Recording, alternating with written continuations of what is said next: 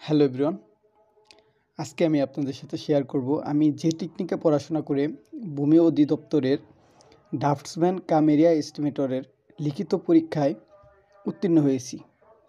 তো আমি পড়াশোনা শুরু করার আগেই আমি বিগত বছরের প্রশ্নগুলো অ্যানালাইসিস করে দেখেছি কোন কোন বিষয়ে কোন কোন টপিকস থেকে প্রশ্ন হয়ে থাকে।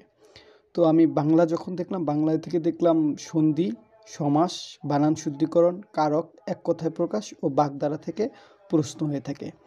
তো আমি চিন্তা করলাম এখন এগুলো কীভাবে পড়বো, কোথা থেকে পড়বো। তো এত তো বিশাল সিলেবাস তো পড়া যাবে না। আমি নির্দিষ্ট কিছু জিনিস পড়েছি, যেমন সন্ধি বিচ্ছেদ থেকে আমার নোট করা ছিল, সেই নোট খাতা পড়েছি। আর অগ্রদূত বই থেকে বিগত বছরের যে প্রশ্নগুলো ছিল সেইগুলা চর্চা করেছি। সমাসের ক্ষেত্রেও সেম, আমার নোট খাতা পড়েছি আর অগ্রদূতের বিগত বছরের প্রশ্ন সলভ করছি।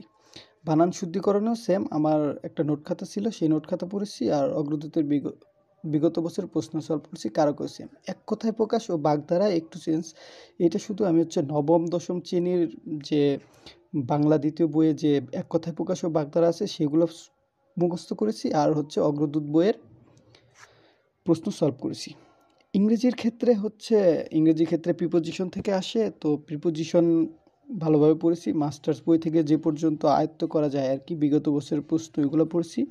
আর ট্রান্সলেশন মাস্টার বইয়ে 300 থেকে 400 ট্রান্সলেশন আছে, এগুলো মুখস্থ করেছিলাম। আমার এখান থেকেই কমন পড়ে গেছিলো।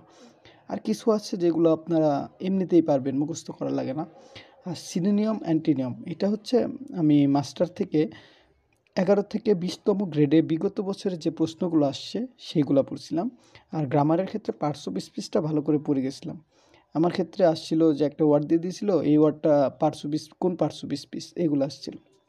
আর সাধারণ জ্ঞানের ক্ষেত্রে জাতিসংঘ পড়ছিলাম, মুক্তিযুদ্ধ, সংবিধান, 6 দফা, ভাষা আন্দোলন, যুক্ত ফ্রন্ট, মুজিবনগর সরকার, জনপদ, তারপরে বঙ্গবন্ধু। এখন তো বঙ্গবন্ধু থেকে আসবে না, তো এটা বাদ। আর সমসাময়িক কিছু জিনিস পড়েছিলাম, যেমন আপনার জাতিসংঘের যে সংস্থা আছে, সংস্থাগুলোর সদর দপ্তর কোথায়, এইগুলা বা আরও কিছু জিনিস যেগুলা আপনার প্রয়োজন সেগুলা পড়তে হবে আর কি।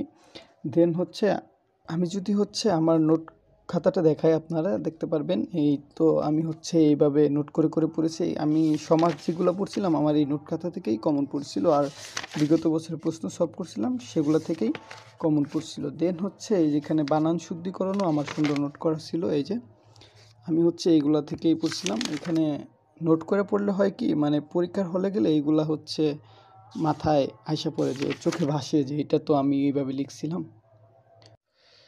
তো আর গণিতের ক্ষেত্রে আমি নবম দশম শ্রেণীর টিউশনি করাই, সেই ক্ষেত্রে আমার ওইগুলা নবম দশম শ্রেণীর বইয়ের ম্যাথগুলো আয়ত্তে আছে, তো সেইখান থেকে আমার কমন পড়ে গেছিলো। গণিতে আমার কোনো সমস্যা হয় নাই।